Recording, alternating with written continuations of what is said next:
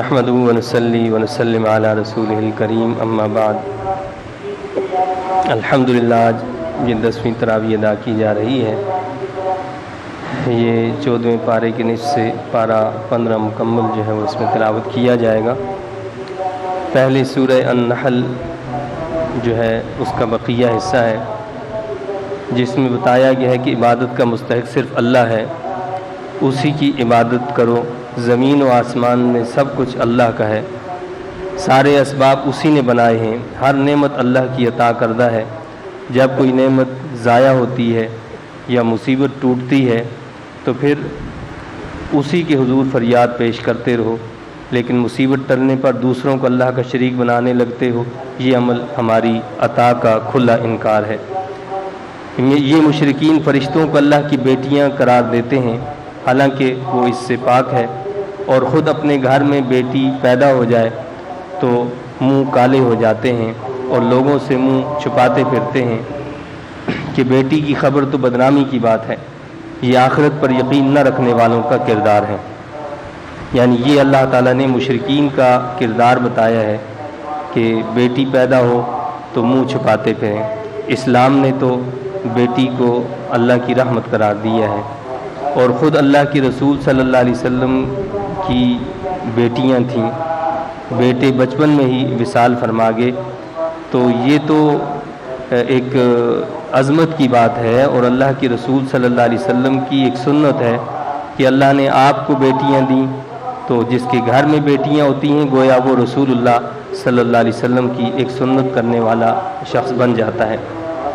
پھر آگے بتایا کہ یہ مشرکین فرشتوں کو اللہ کی بیٹیاں قرار دیتے ہیں، اور لوگوں کی اعمال پر اگر اللہ تعالیٰ فوراً گرفت فرما دیتا تو زمین پر کچھ بھی باقی نہ بچتا، لیکن اللہ تعالیٰ نے اس کے لیے ایک وقت مقرر کیا ہوا ہے، اس سے پہلے اللہ تعالیٰ کسی کی گرفت نہیں فرماتا۔ اللہ کتاب نازل اسی لیے کرتا ہے کہ اے حبیب صلی اللہ علیہ وسلم آپ لوگوں کو کھول کر حق بتا دیں، یعنی کتاب اللہ کا بیان کرنا، اس کے معنی کو متعین کرنا، یہ منصب رسالت صلی اللہ علیہ وسلم ہے، اور اسی کا نام حدیث ہے۔ لہذا حدیث کا انکار ہدایت سے انکار اور رحمت سے محرومی ہے۔ جانوروں کی تخلیق پر غور کرنے کی اللہ نے تعلیم دی ہے کہ ان کے معدے گوبر اور خون سے بھرے ہوتے ہیں، مگر ان کے درمیان میں سے ایک حصے سے اللہ تعالیٰ دودھ پیدا کر دیتا ہے۔ نہ گوبر دودھ میں ملتا ہے اور نہ ہی خون جو ہے وہ اس دودھ میں شامل ہوتا ہے۔ کھانے کو اللہ تعالیٰ نے مختلف پھل بھی دیے ہیں جن سے لذیذ کھانے، مشروبات اور ادویات بھی تیار کرنے کا تمہیں شعور بخشا ہے۔ تو یہ ساری چیزیں انسان کو دعوت غور و فکر دیتی ہیں کہ رب کائنات نے یہ اتنی ساری چیزیں اس کے لیے پیدا کی ہیں، لیکن اس کو تو یہ کہا ہے کہ تو نے میری عبادت کرنی ہے اور میری بندگی میں زندگی بسر کرنی ہے۔ اس کے بعد شہد کی مکھی کا تذکرہ آتا ہے۔ یہ شہد کی مکھی بھی جو ہے اللہ تعالیٰ نے ہمارے سامنے اس کی جو مثال دی ہے، یہ غور کے لیے، اس میں فکر کے لیے، تدبر کے لیے ہمیں جو ہے دعوت دی گئی ہے کہ یہ مکھی جو بظاہر چھوٹی سی ہوتی ہے، پہاڑوں کی چٹانوں میں یا بلند درختوں پر یا بلند عمارتوں پر یہ اپنے چھتے بناتی ہے تاکہ شہد محفوظ طریقے سے تیار ہو۔ اگر اس مکھی کے نظام کا مطالعہ کیا جائے تو ایک بہترین نظام حکومت سامنے آتا ہے۔ تمام امور ملکہ کے ہاتھ میں ہوتے ہیں، جو نسبتاً ایک بڑی مکھی ہوتی ہے، چند ہفتوں میں ہزاروں انڈے دیتی ہے اور پھر پیدا ہونے والی مکھیوں کے فرائض اور ذمہ داریاں تقسیم کرتی ہے۔ بعض محافظ ہوتی ہیں، بعض کارکن ہوتی ہیں، اور کچھ نر مکھیاں غالباً آبادی کی زینت ہوتی ہیں۔ ایک چھتے میں عموماً 20 سے 30 ہزار گھر پائے جاتے ہیں، جو پیمائش، صفائی اور حسن میں اپنی مثال آپ ہی ہوتے ہیں۔ عقل انسانی حیران ہو جاتی ہے کہ یہ حقیر سی مخلوق رنگ برنگے پھولوں اور پھلوں سے ان کا رس چوس کر شہد بناتی ہے، جس میں لوگوں کے لیے اللہ نے شفا رکھی ہے۔ انسان کو اپنی تخلیق پر بھی غور و فکر کی دعوت دی گئی ہے کہ اللہ نے سب کو مال و دولت میں بھی یکساں پیدا نہیں کیا، کوئی مالک ہے تو کوئی غلام۔ جب مالک اور غلام برابر نہیں تو پھر خالق و مخلوق کیسے برابر ہو سکتے ہیں؟ تو یہ اللہ نے مثال دی، بتایا اللہ نے کہ اللہ نے سب کو ایک جیسا پیدا نہیں کیا، تو یہ بھی اس کا ایک نظام ہے۔ تو فرمایا کہ کسی کو ہم نے کیا کیا، مالک بنایا ہے، کسی کو مال دیا ہے، کسی کو نہیں دیا ہے۔ یہ اسی لیے دیا کہ اگر ایک شخص جو ہے اس کو اللہ نے مال دیا ہے، دولت دی ہے، پیسہ دیا ہے، تو دوسرے کو اللہ نے کوئی ہنر دیا ہے۔ آپ اگر ایک مکان بنانا چاہتے ہیں تو آپ کے پاس پیسہ ہے لیکن آپ مکان کو بنا نہیں سکتے، تو اس کے لیے اللہ نے ایسے لوگوں کو پیدا کیا جو مکان کو بنا سکیں۔ تو یہ رب کائنات نے اس نظام کو چلانے کے لیے یہ سارا کچھ کیا، لیکن ساتھ میں ہمیں یہ مثال بتائی اس لیے کہ دیکھو ایک مالک ہوتا ہے اور ایک غلام ہوتا ہے۔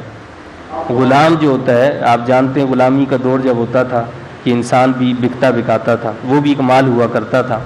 تو فرمایا کہ غلام جو ہوتا ہے وہ خود اور اس کی جتنی چیزیں ہوتی ہیں وہ مالک کی ہوتی ہیں۔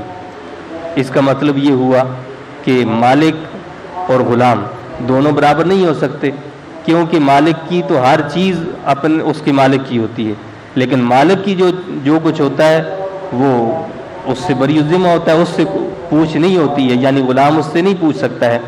تو اللہ نے فرمایا کہ یہ کیسی تمہاری عقل ہے کہ جب یہ بات تسلیم کرتے ہو کہ غلام مالک جیسا نہیں ہو سکتا اور مالک غلام جیسا نہیں ہو سکتا، تو پھر تم مختلف چیزوں کو، کہیں سورج کو، کہیں چاند کو، کہیں پتھروں کو، کہیں کس چیز کو خدا کے ساتھ شریک بناتے ہو اور کہتے ہو کہ یہ خدا کی خدائی میں شریک ہیں۔ تو ذرا عقل سے کام لو۔ تو رب کائنات نے امیر و غریب ہونا جو ہے یہ اسی لیے کیا ہے تاکہ نظام کائنات چل سکے۔ یہ کوئی حادثہ نہیں ہے بلکہ حیات انسانی کا نظام اسی پر استوار ہے۔ پرندوں کو ہوا کا سینہ چیرتے ہوئے دیکھو کہ کون ان کو تھامے ہوئے ہے، یعنی اس میں بھی اللہ نے غور و فکر کی دعوت دی ہے کہ یہ پرندے ہیں، یہ اڑتے ہیں، آخر ان کو اس ہوا میں کون تھامے ہوئے ہے، اور شدید ہوا کے اندر بھی وہ اپنا سفر جاری رکھتے ہیں۔ تو فرمایا کہ غور کرو کہ ان کو کون تھامے ہوئے ہے۔ اللہ نے جانوروں کی کھال، بال، اون وغیرہ یہ ساری چیزیں تمہاری راحت اور خدمت کے لیے بنائی ہیں۔ غرض یہ کہ کائنات کی تمام چیزوں کو اللہ نے انسان کی خدمت پر معمور کر دیا ہے، چاہے وہ سبزہ ہو، چاہے وہ پھول ہوں، چاہے وہ سبزی ہو، چاہے وہ جانور ہوں، چاہے وہ پرندے ہوں۔ غرض یہ کہ ساری چیزوں کو اللہ نے انسان کی خدمت پر معمور کر دیا۔